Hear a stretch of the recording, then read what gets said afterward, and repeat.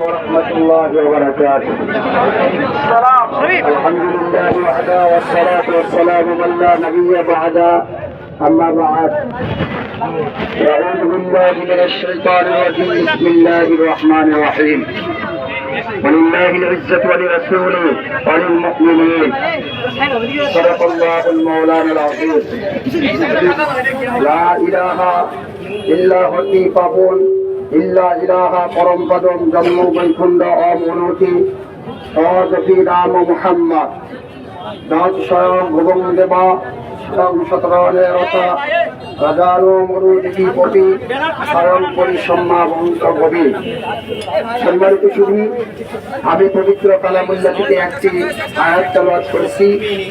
আর যে সমস্ত কুলঙ্গা আমার নবীকে নিয়ে বর্তমানে ব্যঙ্গ করতেছে, সেই সমস্ত কুলঙ্গারদের ধর্মের হিসাবে দুইটা গীতার পক্ষ থেকে গীতার মধ্যে হতে দুইটা তাদের সনদ পাঠ করেছি। আমি ইসলাম ধর্মের অনুসারী, আমরা এখানে যারা আছি সকলে ইসলাম ধর্মের অনুসারী। তারপর আমরা ঠিক বলবো, আমরা কালের মুসলমান হব না। সম্মানিত শুধু অবশ্যই এখানে আশপাশে ধর্মে হিন্দু ধর্মের ভাইয়েরা অবশ্যই এখানে আছেন।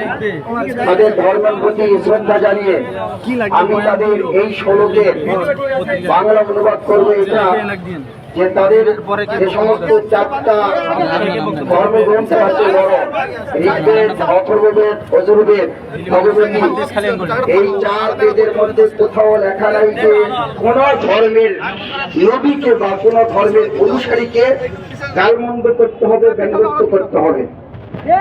আমরা জানতে পারলাম যে আমার নবীকে কটূক্তি করেছে, ব্যঙ্গোক্তি করেছে, সে হলো তাদের ধর্মের পুরোহিত।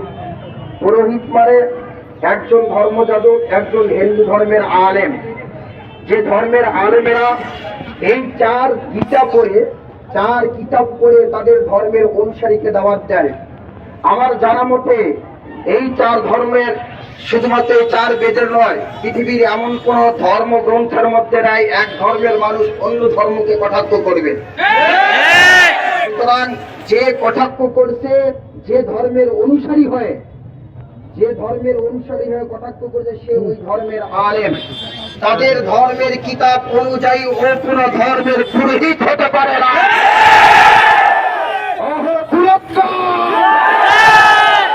সম্মানিত শুধু স্পষ্ট ভাষা এটাই, তাদের ধর্মের যে পুরোহিত আমাদেরকে কটাক্ষ করতেছে, তাদের ধর্মের আইন অনুযায়ী সে ধর্মের পুরোহিত নয়।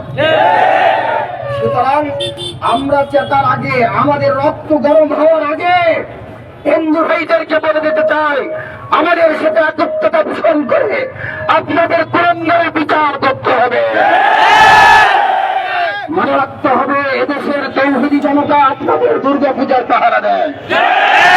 মনে রাখতে হবে, 5ই আগস্টের মধ্যে যখন আপনারা দূরে কাঁপতেছিলেন বাংলার জমিনের মধ্যে, এদেশের মধ্যে তৌহিদি জনতা নবী প্রেমের আশেকেরা আপনাদের দুর্গা পাহারা দিয়েছে।